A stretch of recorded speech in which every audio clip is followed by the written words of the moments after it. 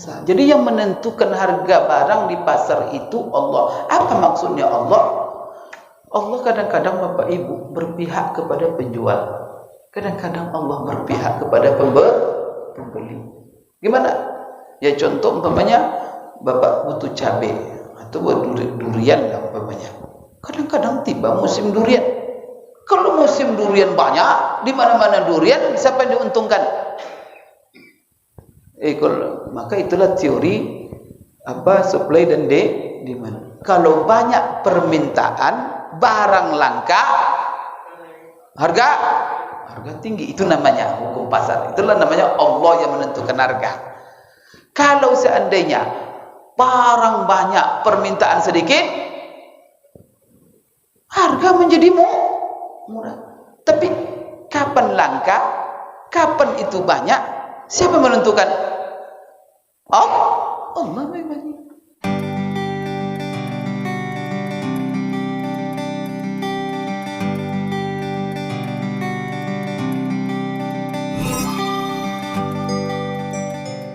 Bismillahirrahmanirrahim. Assalamualaikum warahmatullahi wabarakatuh. Alhamdulillahi rabbil alamin, hamdan yuwafi ni'amahu wa yukafi' mazidah.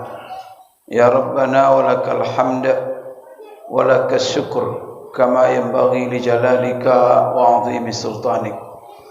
Allahumma salli wa sallim ala sayyidina wa nabiyyina wa syafi'ina wa qudwatina Muhammad wa ala alihi wa ashabihi wat tabi'ina lahum bi ihsanin ila yaumiddin, amma ba'd. Allahumma la mani'a lima a'taita wa la mu'tiya lima mana'ta wa la radda lima qadaita wa la yanfa'u dzal jaddi minkal jadd. Allahumma inna nas'aluka ilman nafi'a wa rizqan tayyiba wa amalan salihan mutaqabbala. Allahumma ja'alna mimman yastami'una al-qawla fayattabi'una ahsana. Allahumma ja'alna birahmatika fi ibadika salihin. Bapak-bapak, ibu-ibu, jemaah salat maghrib dan salat isya, hafizakumullah wa ra'akum. Alhamdulillahirabbil alamin. Pada maghrib ini kita kembali diizinkan oleh Allah duduk di majlis ini, yang mana majlis kita setiap Sabtu malam atau sore Jumat adalah mengenai membahas tentang Asy-Syama'il Al-Muhammadiyah, yaitu tentang sifat-sifat Rasulullah sallallahu alaihi wasallam yang disusun oleh seorang ulama hadis yang terkenal, yang termasuk ulama dalam Kutubus Sittah, kitab hadis yang 6, yaitu Imam Tirmizi. Imam Tirmizi yang dikenal dengan Sunan Tirmizi, dia sendiri menulis buku khusus tentang Asy-Syama'il Al-Muhammadiyah, sifat-sifat, baik sifat-sifat pribadi Rasulullah SAW atau sifat yang bersifat akhlak mulia Rasulullah SAW, yang mana ditulis oleh beliau, disusun berdasarkan riwayat-riwayat hadis-hadis dari Rasulullah SAW dalam buku yang berjudul Syama'il Muhammadiyah. Baik, terakhir pertemuan kita adalah hadis Bapak Ibu sekalian yang ke-28, atau hadis ke-28, yaitu dari Anas bin Malik, yang mana tema hadis ini adalah tentang sifat rambut Rasulullah sallallahu alaihi wasallam, bagaimana panjang rambut beliau dan bagaimana beliau memperlakukan rambut yang panjang itu. Di dalam hadis Ummu Hani yang terakhir, yaitu Ummu Hani binti Abi Thalib, beliau berkata, qadima Rasulullah sallallahu alaihi wasallam Makkah qadmatan walahu arba'u ghadair. Dalam satu riwayat dhafair. Artinya Ummu Hani ini adalah saudari kandungnya Ali bin Abi Thalib. Maka beliau ini adalah sepupunya Rasulullah sallallahu alaihi wasallam. Ummu Hani ini beliau Islam tidak sama dengan Ali bin Abi Thalib. Beliau ini masuk Islam setelah Fathu Makkah. Kemudian beliau menceritakan bahwa ketika Rasulullah datang menaklukkan kota Mekah, qadima Rasulullah Makkah. Jadi Rasulullah datang masuk ke Mekah, dan itu ya ketika Fathu Mekah. Lalu beliau mensifati, dalam hadis yang lain dijelaskan lebih panjang, Rasulullah SAW singgah di rumahnya. Kemudian Rasulullah berwudu, kemudian melaksanakan solat di rumah Ummu Hani. Dan beliau melihat rambut Rasulullah SAW dan beliau ceritakan. Jadi dia katakan Ummu Hani, dia menceritakan Rasulullah pernah datang ke Mekah. Kemudian beliau langsung mengatakan qadima Rasulullah Makkah qadmatan, dan saya melihat Rasulullah itu rambutnya dijalin 4. Berarti beliau itu pernah menjalin rambutnya, dan ketika dia menjalin rambutnya itu dilihat sendiri oleh Ummu Hani, saudara kandungnya Ali bin Abi Thalib.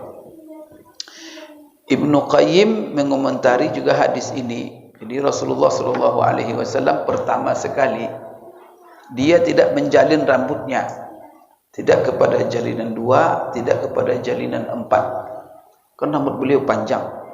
Di hadis sebelumnya menjelaskan panjangnya rambut Rasulullah SAW sehingga menutup daun telinganya. Dan dalam riwayat, banyak riwayat bahwa rambut Rasulullah paling panjang itu sampai menyentuh kepada bahunya.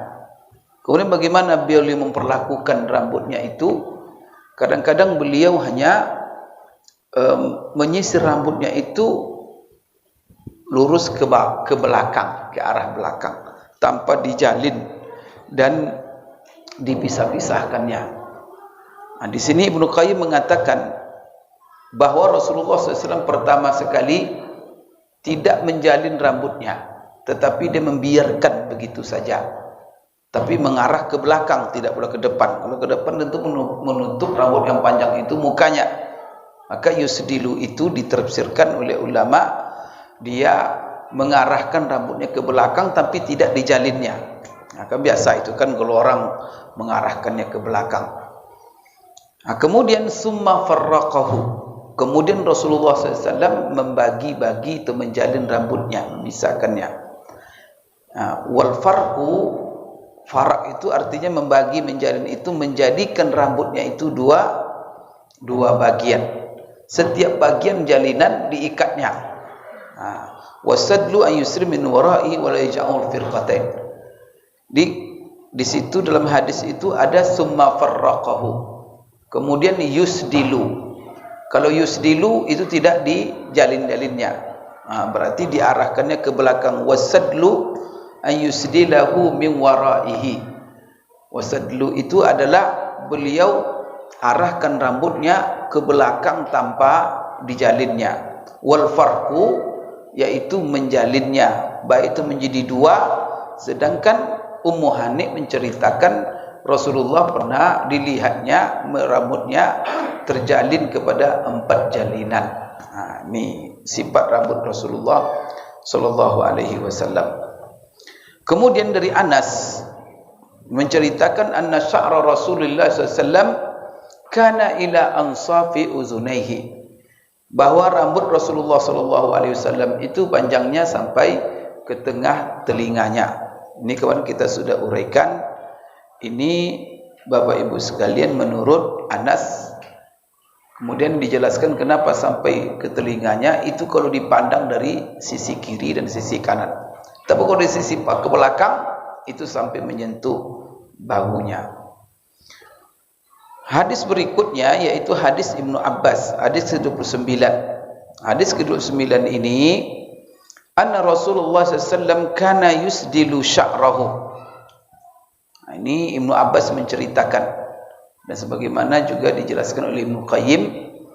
Jadi Rasulullah SAW, kata Ibnu Abbas, awalnya yusdilu sya'rahu, kana yusdilu sya'rahu, di hadis nomor 29. Kana yusdilu sya'rahu ini artinya apa? Dia melepaskannya rambutnya dan mengarahkannya ke belakang, tanpa dia membagi-baginya. Wa kanal musyrikuna yufarriquna ru'usahum. Kebiasaan orang-orang musyrik itu mereka menjalin, membelah-belah rambutnya. Jadi kalau orang musyrik berarti Bapak Ibu, kebiasaan dulu orang-orang Mekah di zaman Rasulullah, laki-laki itu panjang-panjang rambutnya. Jadi ini nanti ada hal yang akan saya jelaskan berhubungan dengan ini. Maka Rasulullah rambutnya panjang. Orang-orang musyrik waktu itu juga merambut mereka panjang-panjang.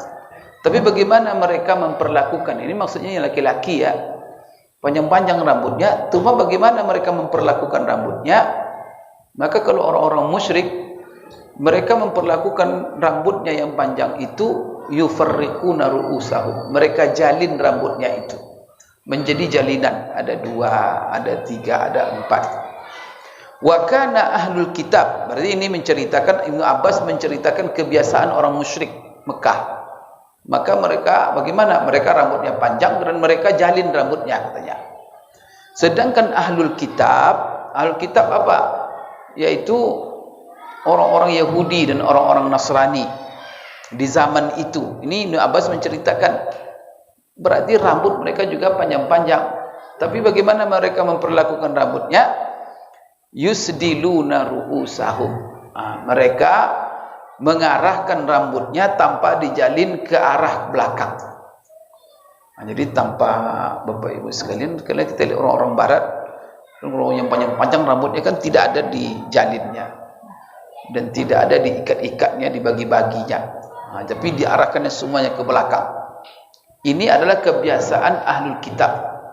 Kalau kebiasaan orang musyrik, tidak dijalinnya rambutnya itu yang laki-laki. Wa kana yuhibbu muwafaqata ahlil kitab fima lam yu'mar fihi bi syai'. Jadi Rasulullah SAW kebiasaannya itu menyesuaikan diri dengan apa yang dilakukan ahli kitab, orang-orang Yahudi dan orang-orang Nasrani, selama tidak ada perintah khusus dalam hal itu. Ini Bapak Ibu ya. Jadi Rasulullah awalnya beliau meniru orang musyrikin atau orang ahlul kitab. Maka di sini kana yuhibbu. Jadi Rasulullah itu kepingin, mencintai untuk menyesuaikan diri dalam beberapa perkara yang tidak ada perintah khususnya dari Allah dalam agama. Tidak ada perintah khusus untuk itu. Jadi kemana beliau lebih mencontoh? Yaitu beliau menyesuaikan diri dengan apa yang dilakukan oleh ahlul kitab. Ahlul kitab apa kebiasaannya? Yusdiluna ru'usahum. Artinya mereka melepaskan rambut mereka ke arah ke belakang. Summa faraqa Rasulullah SAW ra'sahu. Itu pertama yang dilakukan Rasulullah. Setelah itu, apalagi kebiasaan Rasulullah? Beliau merubah kebiasaannya menjadi membuat rambutnya terjalin. Itulah yang dikatakan Ummu Hani tadi, Bapak Ibu sekalian, beliau pernah menjalin rambutnya menjadi 4 bagian.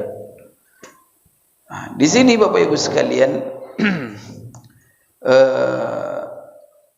kanal musyrikuna yufarriquna ru'usahum. Jadi orang-orang musyrik kebiasaan mereka menjalin rambut mereka. Di sini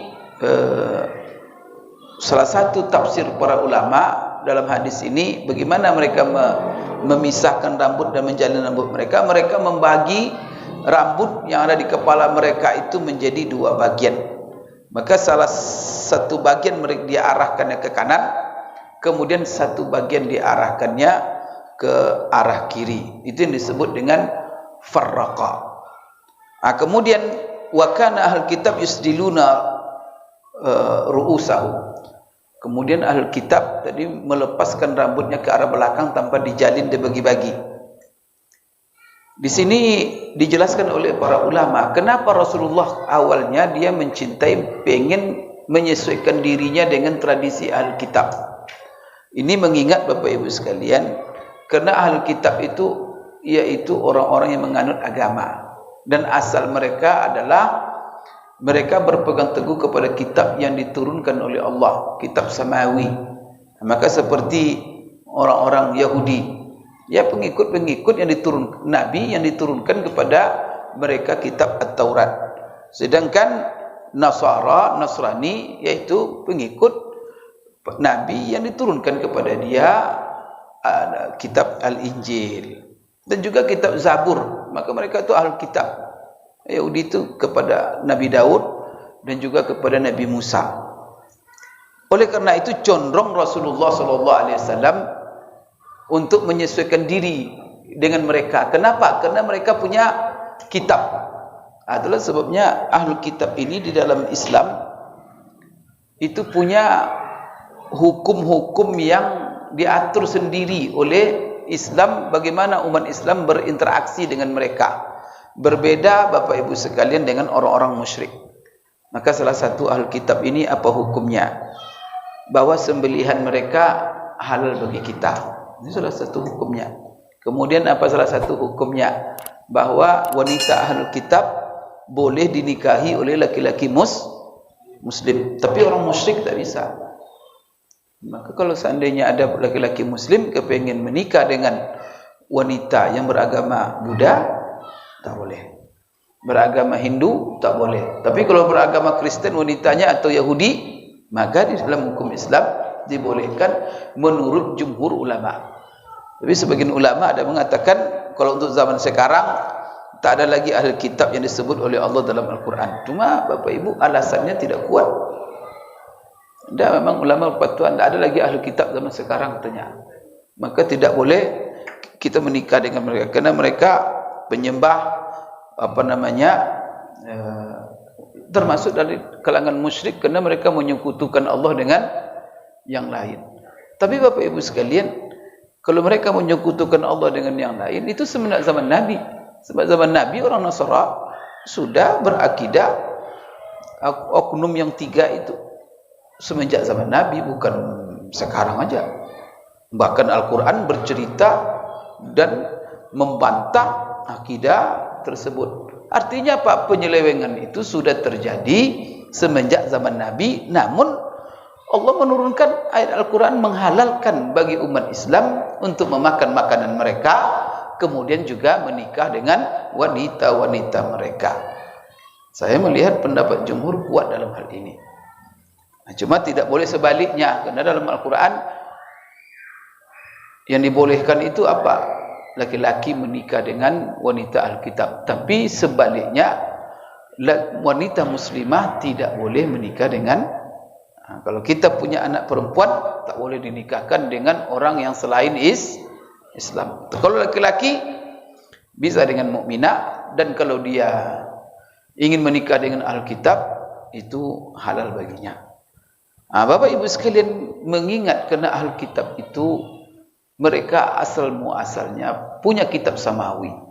Mereka pengikut para nabi, maka disinilah Rasulullah SAW kepengen.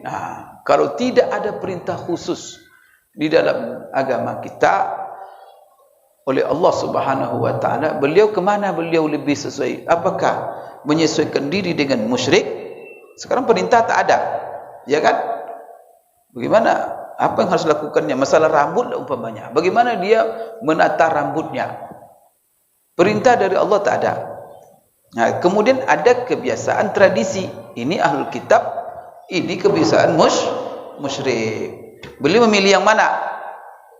Beliau memilih Ahlul Kitab. Ini alasannya kenapa beliau dalam hadis ini diceritakan Abbas memilih kebiasaan tradisi Ahlul Kitab. Namun Bapak Ibu sekalian, setelah itu summa faraqa Rasulullah SAW ra'sahu. Kemudian Rasulullah SAW dia memisahkan, menjalin rambutnya. Awalnya dia tidak menjalinnya seperti Alkitab. Setelah itu apa? Dia menjalin rambutnya. Artinya apa?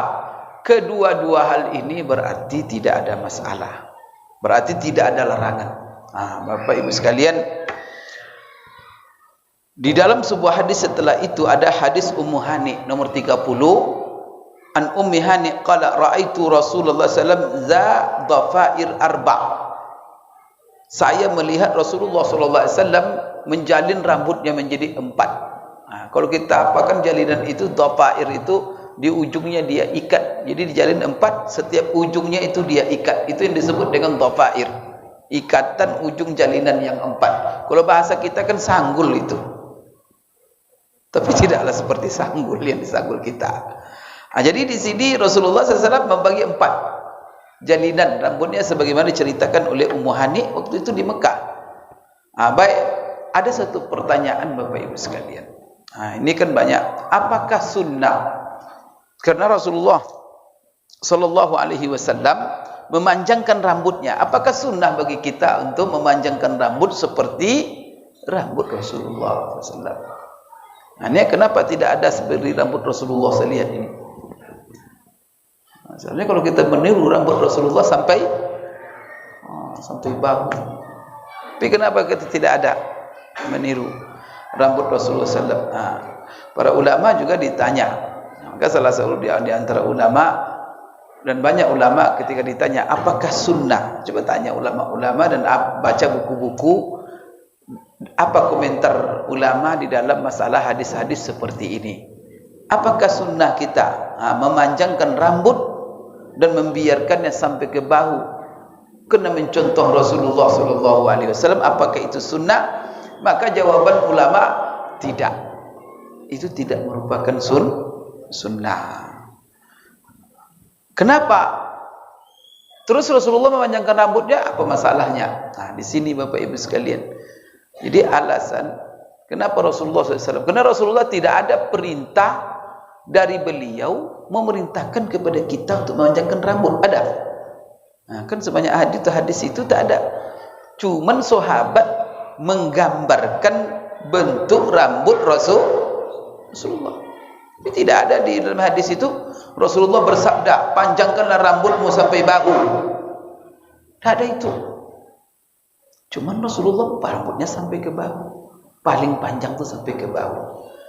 Kenapa Rasulullah SAW memanjangkan rambutnya ke bahu? Ini Bapak Ibu ya, dari awal saya menjelaskan sunnah Rasulullah itu ada 3. Ada namanya sunnah tasyri'iyah. Sunnah tasyri'iyah ini adalah sunnah yang beliau lakukan, yang beliau ucapkan, yang beliau tetapkan untuk diamalkan menjadi contoh oleh umat. Itu namanya sunnah. Memang itu adalah syariat yang diamalkan oleh umat sebagai contoh, dan beliau itu yang mencontohkannya. Ini seperti solat, seperti sallu kama ra'aitumuni usalli. Maka rata-rata yang dibawakan Rasulullah kepada kita, yang disampaikannya, yang diamalkannya, yang dicontohkannya, itu mayoritas dominannya adalah sifatnya tasyri'iyah, tapi tidak seluruhnya. Sebagian sunnah Rasulullah SAW itu artinya hal yang dilakukan Rasulullah SAW itu tidak sifatnya tasyri'iyah, tetapi sifatnya jibiliyah. Jibiliyah ini apa? Dia lakukan itu adalah kecenderungan, dilakukannya sebagai kecenderungan manusiawinya. Karena Rasulullah itu manusia biasa, dia punya hobi, dia punya kecenderungan. Dan juga Bapak Ibu sekalian, dilakukannya karena menyesuaikan diri dengan adat setempat yang berlaku. Karena berarti apa? Dalam masalah-masalah itu diserahkan oleh syariat kepada apa yang menjadi tradisi selama tidak ada larangan. Jadi beliau itu memanjangkan rambut Rasulullah SAW sampai ke bahu. Kenapa? Karena mengikuti tradisi orang di zaman itu, memang rambutnya panjang-panjang. Maka kalau ada yang pendek rambutnya diketawain orang. Kisah terbalik sekarang. Kalau panjang-panjang rambut Bilang ini preman ini atau jadi tradisi Bapak Ibu sekalian. Maka hal-hal yang sifat tradisi ini, maka artinya apa? Kita di dalam masalah itu diserahkan oleh agama untuk melakukannya sesuai dengan tradisi. Berarti apa? Agama tidak menentukan secara nas. Nah, maka hal ini gimana? Ya kita ikuti tradisi. Itulah sebabnya kita perlu mengkaji apa saja dalam agama kita ini hal-hal yang kita mengikuti tradisi dan itu perintah agama. Nah, Bapak Ibu sekalian, dalam salah satu kaidah hukum, kaidah fikih itu namanya ya. Ada 5 kaidah fikih yang besar. Kaidah kubra namanya, khams qawaid kubra. Pertama, yang mengatur seluruh aturan kehidupan kita secara beragama. Di antaranya apa? Al-umuru bimaqasidiha, segala perkara tergantung kepada niatnya. Itulah sebabnya seluruh amalan kita ini tergantung niatnya. Dan itu kaidah umum. Yang kedua Bapak Ibu sekalian, di antara kaidah itu adalah al-adatu muhakkamah, yaitu bahwa tradisi itu menjadi hukum dalam syariat kita. Tetapi ingat, kapan tradisi itu menjadi syariat? Apabila syariat menyerahkan perkara-perkara itu kepada tradisi. Maka contoh pakaian kita ini, tidak ada kamu harus pakai pakaian begini dalam sholat. Yang diatur oleh agama cuma menutup aurat. Kemudian menutup bagian tubuh sesempurna mungkin. Maka Rasulullah SAW umpamanya, Rasulullah selalu menutup kepalanya. Maka tak pernah Rasulullah membuka rambut. Walaupun rambut kan panjang itu, ya, tapi tak pernah dia buka. Beliau selalu pakai sorban. Kemudian di bawah sorban ada pula pakaian, nanti kan kita baca. Maka di sini Bapak Ibu sekalian, Rasulullah tak pernah dia membuka kain, dan beliau pakai jubah. Kadang-kadang di dalam pakaian sudah jubah ada pula nanti mislah namanya, atau pakaian di luarnya. Kemudian juga Rasulullah pakai sirwal di dalamnya. Ini semuanya akan dijelaskan dalam Rasul. Tetapi apa? Tidak ada secara khusus harus pakaian begini.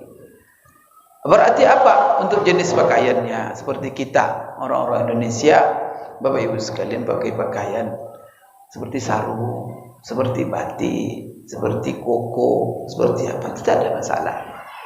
Karena pakaian itu semua pertama dia menutup aurat. Kedua, dhabitnya oleh para ulama dari pakaian Rasulullah tidak transparan, tipis, menampakkan kulit, warna kulit dari luar. Kemudian yang ketiga, tidak sempit sehingga melihatkan lekuk-lekuk badan, menampilkan aurat. Maka hal ini selama Bapak Ibu sekalian 3 perkara ini, dan termasuk nanti apa? Di dalam pakaian itu Bapak Ibu tidak terdapat gambar-gambar makhluk hidup atau gambar simbol-simbol agama lain seperti salib dan segala macamnya. Boleh buat pula nanti di baju kita Tuhan gak patung, tukang kucu itu tak boleh. Gambar salib di baju tak boleh. Tapi selama itu terhindar semuanya, ya silakan. Maka kita tidak bisa menentukan mana pakaian Rasulullah SAW. Kalau ada orang mendakwa, contoh pakaian saya, inilah pakaian Rasulullah, Anda ada itu. Itu orang ngawur itu Bapak Ibu. Rasulullah itu apa? Pakaiannya banyak sekali. Nanti akan kita jelaskan pakaian yang pernah dipakai Rasulullah. Abu Daud di dalam sunannya pernah Rasulullah memakai 70 macam pakaian. Itu mana Rasulullah? Mana pakaian Rasulullah? Semuanya pakaian Rasulullah SAW. Dan dia memakai pakaian apa yang menjadi tradisi orang di zamannya. Maka Rasulullah SAW selama itu tidak ada larangan dan tidak ada pula perintah khusus, maka Rasulullah mengikuti orang banyak tradisi. Maka Bapak Ibu jangan dikatakan nanti, karena ada orang sunnah katanya. Padahal sunnahnya itu mengikuti tradisi.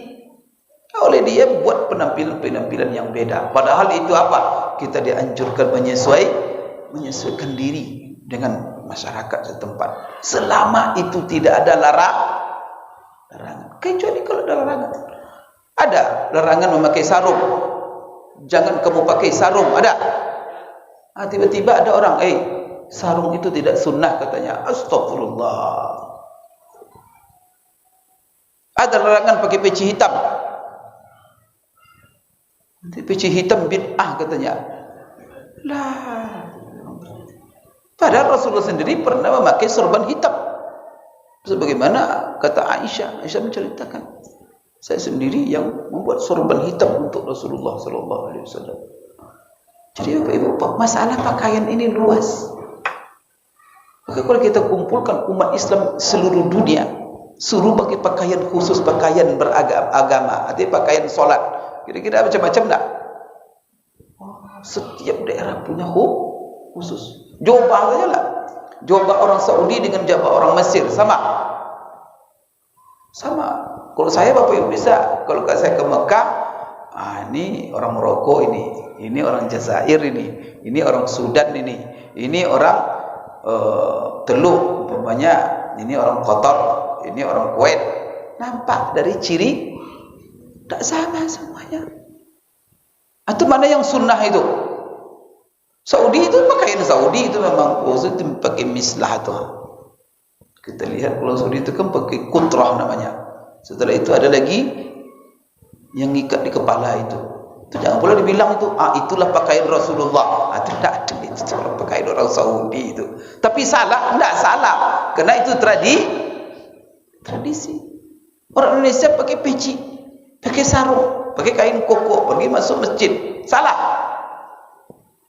Itulah pakaian apa syariatnya. Kenapa? Itu syariat. Kenapa? Dalam masalah ini diserahkan syariat kepada adat, dan adat itu muhakkamah, dan adat itu menjadi hukum Bapak Ibu selama tidak ada larangan. Jadi yang dibuat Rasulullah, salah satu apa yang dilakukan Rasulullah itu sifatnya jibiliyah, yaitu kecenderungan kemanusiaan, hobi, kecenderungan. Kemudian selama itu tidak ada larangan, seperti tradisi. Maka bagaimana memanjangkan rambut termasuk dalam masalah itu. Beliau menyesuaikan diri dengan Bapak Ibu sekalian tradisi orang-orang Arab di zaman itu, mereka rambutnya panjang. Jadi kalau Bapak Ibu melihat ada film-film zaman-zaman dulu dibuat orang, coba lihat laki-lakinya itu rata-rata dibuat rambutnya panjang, karena memang begitu tradisi orang Arab itu. Maka Rasulullah SAW juga begitu. Maka salah satunya Bapak Ibu sekalian, ada pernah Rasulullah SAW melihat ada seorang anak, rambutnya sebagian kepalanya dipendekkannya, sebagiannya dipanjangkannya. Maka Rasulullah SAW bilang, jangan kamu buat seperti ini. Karena ada orang, Pak, di sini pendek, di sini panjang. Karena semua botak di sini, itu setelah itu di ujungnya itu dilarang gitu. Itu qaza namanya.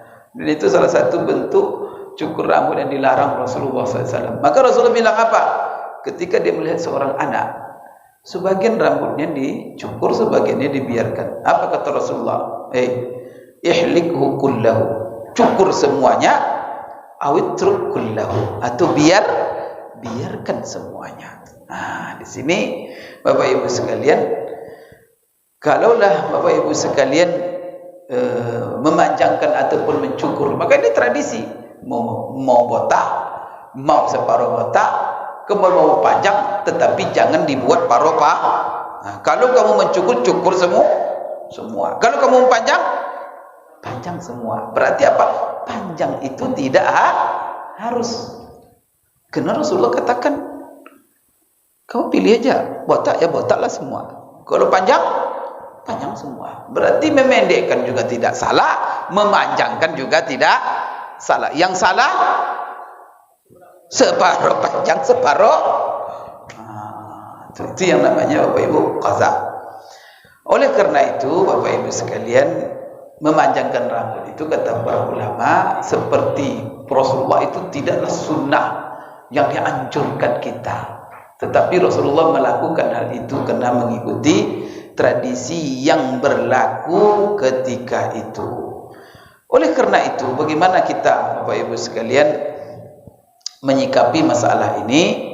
Maka kembali kita kepada tradisi kita. Maka kalau tradisi kita sekarang orang memanjangkan rambut tuh, Bapak Ibu sekalian, kadang-kadang orang tak baik, ya kan? Apalagi Bapak Ibu sekalian, kita lihat kan, ya ulama-ulama kita juga. Ada ulama besar. Kita lihat di dunia ini yang panjang rambutnya. Orang ini kan hadis ini kan. Saya banyak ketemu ulama-ulama seperti ulama Saudi, ulama dari Mesir. Ulama Saudi itu ada Syekh bin Baz, ada Syekh Utsaimin. Kalau ulama Mesir itu ada Syekh Sya'rawi, ada Syekh Yusuf Qaradawi. Ulama Maghrib, ulama apa? Satu pun mereka tak ada yang manjangkan rambutnya.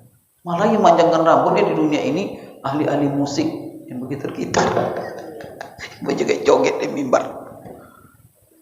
La ilaha illallah. Maka bapak-bapak, kenapa tidak ada panjang? Padahal Rasulullah panjang rambutnya. Jadi kalau kita baca hadis kan, Rasulullah panjang rambutnya. Kenapa tak panjang rambutnya ini? Itu menunjukkan bahwa ulama tidak mengajarkan Bapak Ibu panjang. Karena masalah panjang rambut di zaman Rasulullah, tradisi di zaman kita sekarang berbeda. Bapak Ibu, ya itu masalahnya. Jadi banyak orang kadang-kadang fatwa-fatwa sahabat, apa yang dilakukan sahabat. Kadang-kadang Bapak Ibu ya, tradisi. Ada di zaman Rasulullah umpamanya. Rasulullah SAW di zaman beliau itu melarang sesuatu. Tapi tiba di zaman Umar, dia perintahkan, nanti berlawanan dengan larangan Rasulullah. Apakah dia, Umar itu menantang Rasulullah SAW? Utsman juga begitu. Salah satu contoh, umpamanya di zaman Rasulullah SAW itu pembagian zakat itu kepada asnaf 8 asnaf. Termasuk di situ wal mu'allafatu qulubuhum, mu'allaf. Di zaman Umar, zakat itu hanya dibagi kepada 7 asnaf saja. Dihapusnya asnaf yang ke-8. Apa itu? Mu'allaf. Karena dia mengambil makna bahwa mu'allaf ini diberikan di zaman Rasulullah karena Islam masih lemah. Islam membutuhkan orang-orang yang menguatkannya. Sehingga zakat itu perlu diberikan kepada orang-orang yang Bapak Ibu sekalian simpati kepada Islam. Walaupun dia non-muslim, tetapi dia menguatkan Islam, membela umat Islam, tak masalah. Zakat diberikan kepada mereka. Jadi mu'allaf itu oleh kebanyakan ulama itu bukan orang yang baru masuk Islam saja. Kalau pengertian kita kan, siapa mu'allaf? Orang baru masuk. Tapi salah Bapak Ibu mengatakan begitu. Tidak, saya tidak menyalahkan. Karena mazhabnya Bapak Ibu, mazhab kita semua Indonesia ini rata-rata Syafi'i. Satu-satunya mazhab yang mengatakan, yang menafsirkan mu'allaf itu orang baru masuk Islam, cuma mazhab Syafi'i. Tapi kalau Bapak baca mazhab yang lain, yang 3 mazhab itu, Hanafi, Maliki, Hambali, tidak seperti itu. Termasuk juga memang yang baru masuk Islam, yang lemah Islamnya, dikhawatirkan kalau tidak ditopang dia dengan zakat, dia balik. Maka dibela dia dengan zakat. Tapi oleh jumhur ulama, inti mu'allaf itu adalah orang yang dijinakkan hati Islam untuk menguatkan Islam, sekalipun dia tidak Islam. Maka bolehkah memberikan zakat kepada non-muslim? Menurut jumhur ulama boleh, selama dia masuk dalam kategori mu'allaf. Contoh umpamanya umat Islam di barat. Di barat kan adalah kita umat Islam minoritas, tapi ada pemimpin. Kalau dikasih uang dia, pemimpin situ, maka dia membela umat Islam, memfasilitasi umat Islam, tidak mengganggu umat Islam, tidak menyakiti. Orang seperti ini kasih duit dia supaya dia dari mana duit itu dikasih? Boleh dikasih dari zakat, dan dia masuk dalam kategori mu'allafatul qulub, sekalipun dia kaya. Itu Bapak Ibu. Maka salah satu orang yang kaya yang boleh menerima zakat adalah mu'allaf. Kalau mu'allaf di kita apa? Membawa proposal terus, Kalau mu'allaf itu sebenarnya bisa orang kaya. Kemudian Bapak Ibu sekalian, juga ada orang-orang kuat yang oleh jumhur ulama, kebanyakan ulama, ada orang kuat. Kalau dia masuk Islam, maka Islam menjadi kuat. Dia simpati sudah, tapi belum masuk Islam. Tapi kita tahu kalau kita dukung terus dengan uang, dengan apa, maka apa? Dia akan masuk Islam. Maka orang seperti ini juga boleh diberikan zakat menurut jumhur ulama. Tapi kalau menurut mazhab Syafi'i tak boleh. Ini satu-satunya mazhab yang tidak boleh memberikan zakat kepada non-muslim, cuma mazhab Syafi'i. Ini untuk pengetahuan Bapak Ibu sekalian. Maka kita kalau mu'allaf baru masuk Islam, mu'allaf baru masuk Islam. Itu. Di zaman Umar ditiadakannya. Kenapa? Karena mu'allaf itu untuk menguatkan Islam. Dia, Masya Allah, dengan ghirahnya, di zaman dia katakan, penaklukan di mana-mana. Semua di sini, di timur, di barat, Afrika, taruh sudah. Islam kuat. Islam tak perlu lagi dikuatkan. Maka dihapusnya. Sekarang siapa yang mau beriman silakan. Siapa yang mau apa? Silakan. Tak perlu lagi dikuatkan. Maka Bapak Ibu sekalian, dan itu ijtihad daripada Umar. Jadi kan berbeda itu zaman Rasulullah butuh. Kemudian di zaman Umar dilihat Islam sudah kuat, maka dia geser. Seperti itu juga tradisi di zaman Utsman, dirubahnya. Rasulullah bilang, siapa yang melihat onta yang tidak ada tuan lepas dan tuannya tak ada, tak nampak. Jadi onta hilang atau lepas begitu saja, tak ada tuannya. Tak ada tuannya menambatnya, tak ada tuannya meliharanya. Maka apa kata Rasulullah? Biarkan onta itu jangan ditangkap. Jangan ditahan onta itu, biarkan dia. Kenapa? Ya suatu saat akan ditemui oleh yang punyanya. Biarkan dia makan oleh apa? Tiba di zaman Utsman dirubahnya instruksi itu. Apa kata Utsman? Siapa yang menemukan onta yang tidak ada tuan, tangkap onta itu. Tangkap, pelihara, jaga sampai ditemukan oleh tuannya. Tapi bukan tangkap untuk disembelih, dah. Maksudnya apa? Ditangkap untuk dijaga. Kenapa kondisi berbeda? Kenapa Rasulullah dulu katakan biarkan, tiba Utsman katakan Utsman tahan. Itu instruksi Utsman ketika dia jadi khalifah. Apa masalah Bapak Ibu? Tradisi manusia sudah berubah. Di zaman Rasulullah orang tak ada mencuri onta orang. Orang amanah semua. Jadi kalau lepaskan onta, tidak akan hilang onta itu. Pasti akan ditemukan oleh yang punya. Dan tak akan ada orang yang ngambil. Tiba di zaman Utsman, banyak pencuri. Kita juga begitu. Kalau di kampung, aman kerbau kita, ya biarin aja. Tapi kalau tak aman, maka apa? Jadi, apa kata Utsman? Ditahan onta itu, dikasih makan sampai nanti ditemukan oleh yang punya. Nah, kalau ditemukan oleh yang punya nanti ya tinggal berunding. Berapa lama kamu ngasih makannya? Ya kasih dia upah, kan gitu? Upah ngasih makannya, upah menjaganya. Setelah itu dia bawa. Apakah Utsman melawan perintah Rasulullah di sini? Tidak, malah menyesuaikan karena tujuannya adalah sama-sama menjaga harta dan tradisi sudah berubah. Nah, begitu juga Bapak Ibu sekalian, di zaman Rasulullah datang para pedagang pasar ke Rasulullah. Apa kata mereka kepada Rasulullah SAW? Ya Rasulullah, sa'ir lana, tolong tentukan harga-harga barang di pasar. Datang orang-orang pedagang pasar situ, tolong berapa harga bawang, berapa harga, pokoknya seluruh harga-harga barang di pasar. Karena Rasulullah penguasa. Kenapa Bapak Ibu? Karena harga tak menentu. Karena hari ini begini, hari ini begini. Maka apa kata Rasulullah? Tidak. Innallaha huwal musa'ir. Yang menentukan harga itu adalah Allah. Saya tidak berhak. Maka tak boleh menentukan harga di pasar. Kenapa Allah yang menentukan harga? Itu selama orang-orang di pasar itu orang-orang amanah. Tidak ada rekayasa. Jadi yang menentukan harga barang di pasar itu Allah. Apa maksudnya Allah? Allah kadang-kadang Bapak Ibu berpihak kepada penjual. Kadang-kadang Allah berpihak kepada pembeli. Gimana?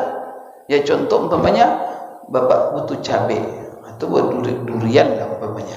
Kadang-kadang tiba musim durian. Kalau musim durian banyak, di mana-mana durian, siapa yang diuntungkan? Maka itulah teori supply dan demand. Kalau banyak permintaan, barang langka, harga tinggi. Itu namanya hukum pasar. Itulah namanya Allah yang menentukan harga. Kalau seandainya barang banyak, permintaan sedikit, harga menjadi murah. Tapi kapan langka, kapan itu banyak, siapa menentukan? Allah memang. Kadang musim durian, musim rambutan aja di mana-mana. Kadang-kadang dikasih kita rambutan tidak mau kita karena saking banyaknya. Saya Bapak Ibu ya di Madinah itu kadang musim anggur ya. Kalau sudah musimnya, satu plastik itu cuma 2 rial. Satu plastik besar itu 2 rial cuma. Tapi kalau tak ada musim, bukan jangan sedikit aja sudah 2. Kenapa? Karena anggur tidak ada. Anggur langka. Semua orang butuh anggur. Itu hukum pasar namanya. Jadi kita Bapak Ibu ya, kalau seandainya kita punya barang kita langka, banyak orang butuh, kita bisa menaikkan, bukan rekayasa kita, karena barang memang cuma kita. Berarti apa? Allah ingin memberikan keuntungan kepada kita. Itu tuh. Jadi kadang-kadang Allah berpihak kepada penjual. Ketika apa? Ketika barang itu langka, maka barang itu naik harganya. Tapi kadang-kadang apa? Allah berpihak kepada pembeli ketika barang banjir di mana-mana. Maka apa? Pembeli bisa membeli dengan harga murah. Itu di zaman Rasulullah berlaku seperti itu. Di zaman Utsman, manusia sudah mulai merekaya. Dia sendiri yang membuat langka. Diintervensinya. Dia yang mengintervensi pasar. Contoh umpamanya di sini. Kalau ada penjual semen dari Padang, maka dihambatnya dari perbatasan seluruh truk-truk semen dimasukkan ke gudangnya, sehingga di Pekanbaru tak ada. Rupanya dimasukkan ke gudangnya. Langka lah barang itu. Setelah langka, semua orang butuh bangunan. Apalagi proyek-proyek mau selesai pula tendernya, baru dikeluarkannya dikit-dikit.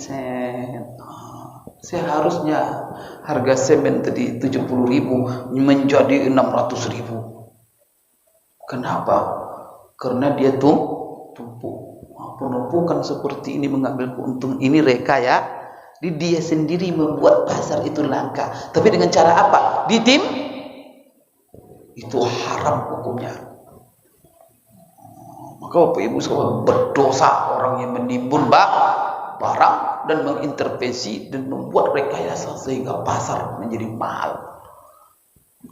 Padahal Allah menjadikan barang itu normal, tapi dia sendiri yang membuat. Maka rekayasa manusia tidak boleh. Itulah spekulasi juga begitu. Judi itu kenapa haram? Karena spekulasi orang yang membuat spekulasi. Tapi kalau kita spekulasi dengan Allah, tidak ada masalah. Tapi kalau orang, maka judi itu ada orang yang mengatur mesinnya, enggak? Yang pertama keluar tidak ada, atau yang pertama dapat, wah senang, dan itu mulai dikit-dikit, dia yang ngatur Pak. Haram hukumnya spekulasi seperti itu. Maka kita Bapak Ibu sekalian, kalau sudah campur tangan manusia dan itu ada saling menzalimi, maka tiba di masa Utsman ditentukannya harga ini, harga ini. Kenapa? Sudah banyak orang yang tidak jujur. Sudah banyak orang yang rakus, yang tidak takut kepada Allah, mengintervensi. Sampai sekarang apa yang berlaku? Manusia begini kondisinya, maka harga barang dipantau oleh pemerintah. Padahal zaman Rasulullah tak boleh menentukan harga. Tapi kenapa berbeda? Tradisi manusia sudah. Silakan azan Isya dulu. Siapa yang azan? La ilaha illallah.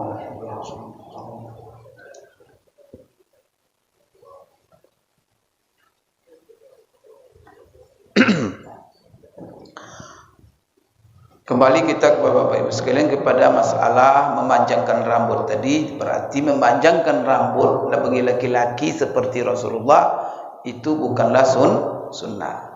Jadi Rasulullah memanjangkan rambut karena mengikuti tradisi di zaman itu. Maka masalah begini ya diserahkan kepada tradisi masing-masing selama di situ tidak ada larangan. Ataslah satu larangan yang perlu diperhatikan adalah Bapak Ibu bagi kita umat Islam karena ada perintah Rasulullah dan larangan Rasulullah. Apa itu? At-tashabbuh. Yaitu jangan sampai kita memanjangkan ataupun membuat model-model rambut niat motivasinya menyerupai orang-orang non-muslim di dalam tradisi-tradisi khusus, apalagi itu berhubungan dengan simbol-simbol mereka. Maka ini begini potongan rambutnya ini simbol, apalagi jadi simbol orang-orang non-muslim, kemudian simbol orang-orang tak baik. Ada potongan-potongan rambut, ini simbol orang ini. Ini simbol, tapi itu kelompok-kelompok orang-orang yang tidak baik kita contoh. Maka di sini ada kaidah umumnya oleh Rasulullah SAW, man tashabbaha biqaumin fahuwa minhum. Barang siapa yang meniru-niru satu kaum, maka dia termasuk golongan mereka. Tetapi kalau hal itu tidak menjadi khusus, tetapi itu hanya Bapak Ibu tidak khusus untuk simbol-simbol tertentu, maka tidak ada masalah. Sekarang barangkali Bapak Ibu kita seperti umat Islam yang ada di Riau di Indonesia ini, ya ciri khas tradisi orang-orang beragama itu rambutnya tidak panjang. Maka kita jangan panjang. Kiai kita itu jangan panjang. Itu adalah tradisi. Kemudian juga Bapak Ibu sekalian tidak boleh kita membuat model-model rambut itu meniru perempuan. Ini juga.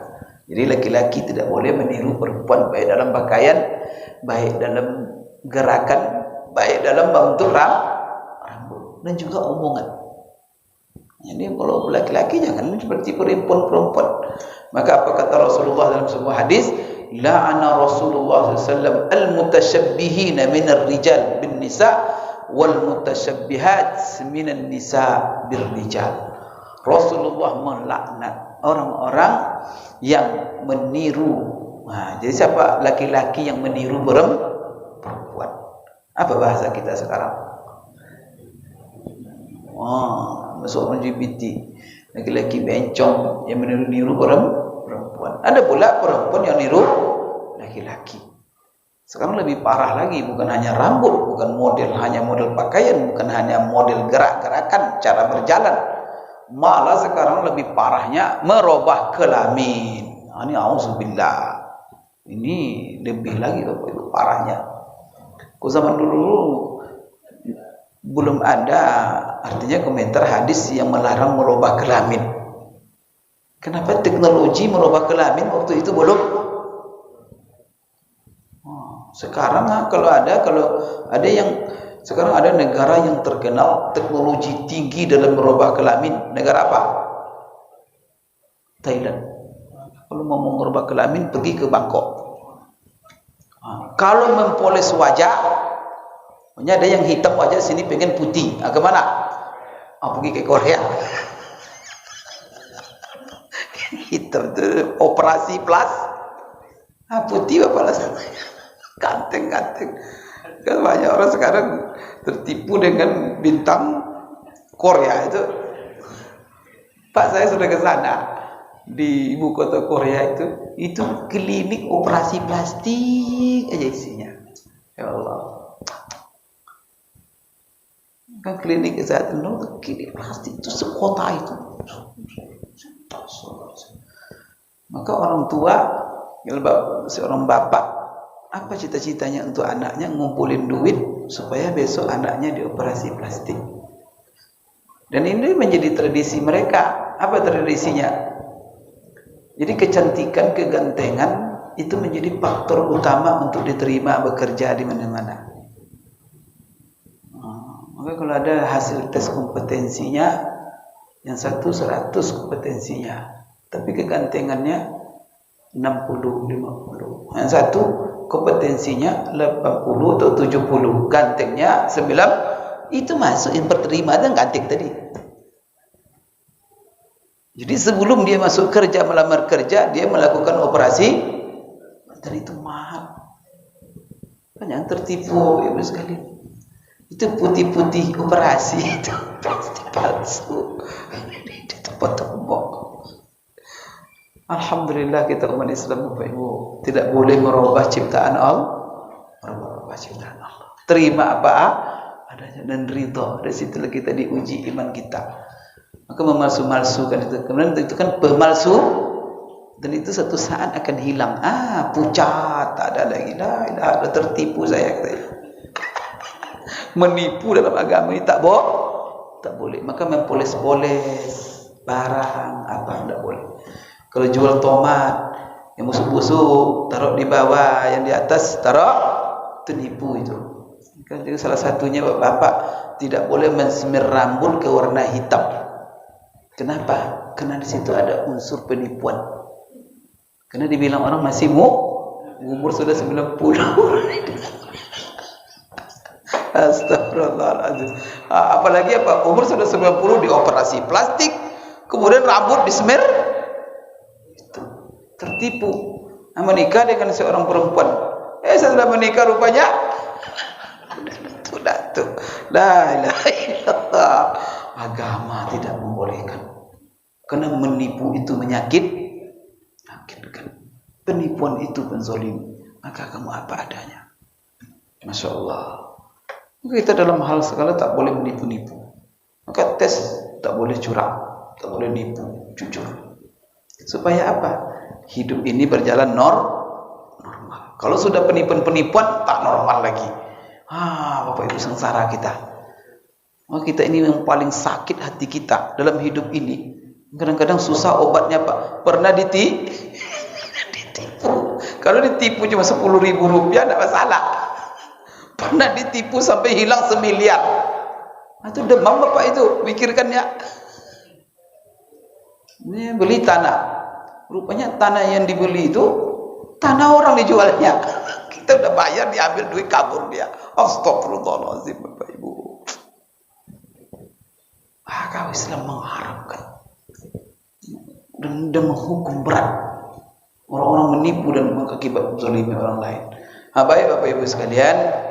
Jadi di sini tidak boleh, silakan rambut bagaimana modelnya, tapi jangan ada yang dilarang. Yang dilarang itu menyerupai orang-orang yang tidak baik dalam rambutnya.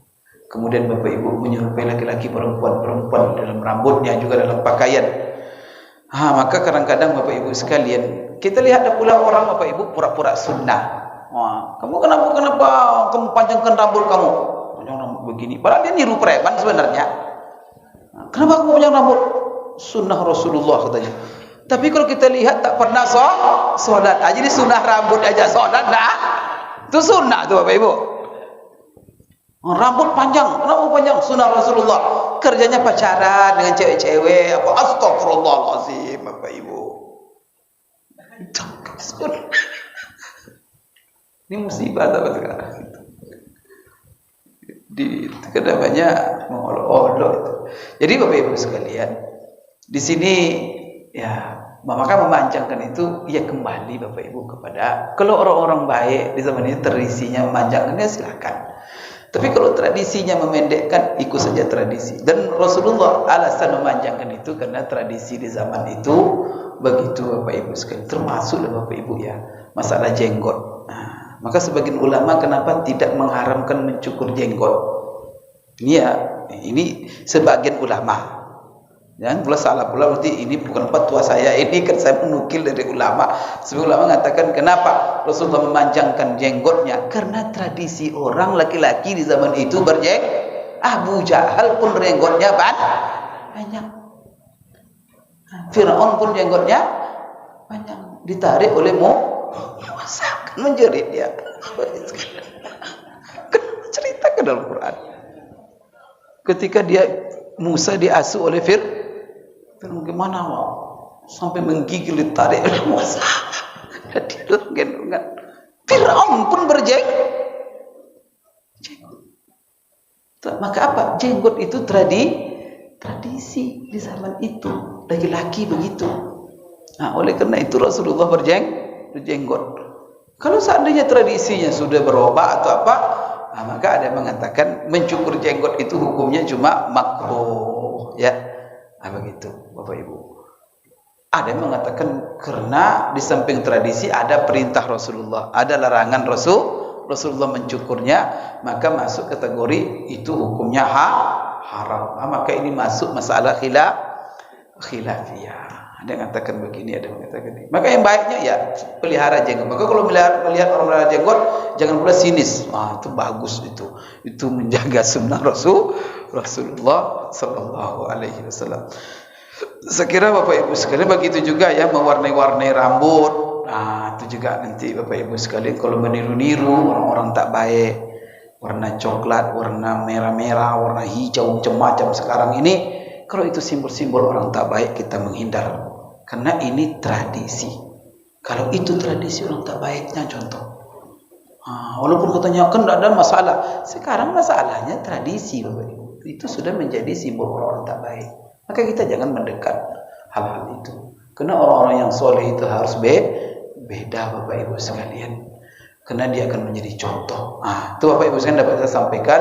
InsyaAllah pada pertemuan yang akan datang kita akan mengkaji masalah bagaimana Rasulullah menata rambutnya. Ini umum menata rambutnya, menyisirnya, kemudian merapikannya, merawatnya, meminyaknya. Insyaallah pada hadis-hadis yang akan datang. Aku qouli hadza wa astaghfirullah li wa lakum.